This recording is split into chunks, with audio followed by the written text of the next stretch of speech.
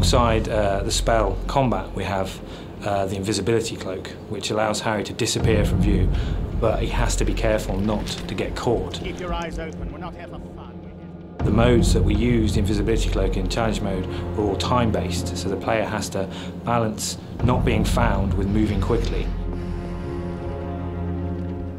One of my favourite levels in the game is Shaftesbury Avenue, because it's an opportunity to see Harry as a wizard in the Muggle world.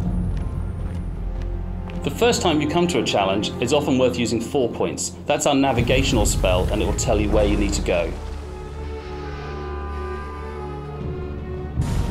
Once you get good at the challenge, it's all about shaving the time off, and 4 points isn't necessarily the quickest route. To really excel at the stealth challenges, it helps enormously to remember where the bad guys are going to be.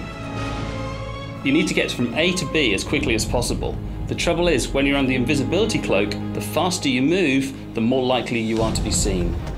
If the player runs quickly at the start before they put the cloak on, they can save a few vital seconds. If they walk into somebody, the cloak will come off and they will be discovered and they will fail the challenge.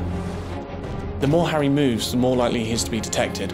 So the invisibility cloak has a meter that will show the player when they're likely to be detected. The best way to replenish the invisibility cloak meter is to stand still and stay out of the way of Death Eaters.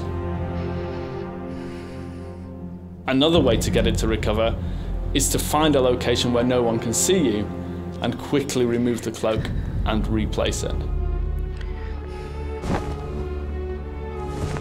If you're trying not to be detected, but you found that there are people blocking the route that you need to take, using spells or potions to distract them and then quickly sneaking past them when they're investigating is a great way of solving that problem. I like to use Peruvian Darkness Powder. It's brilliant to create a distraction, get the guards out of the way so I can sneak through.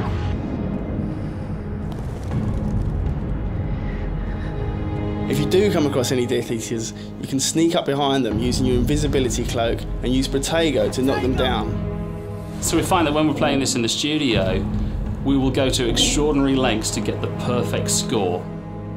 You have to make micro decisions to decide how close you want to get to that Death Eater that suddenly appeared in front of you,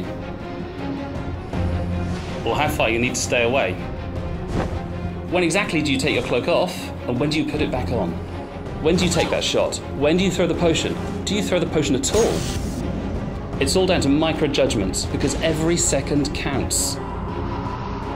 And with all our challenges, every time you beat your personal best, it goes up on the online leaderboard, so you can compare that against your friends, you can compare against the best of the world, and you can see really how do you match up as a great wizard.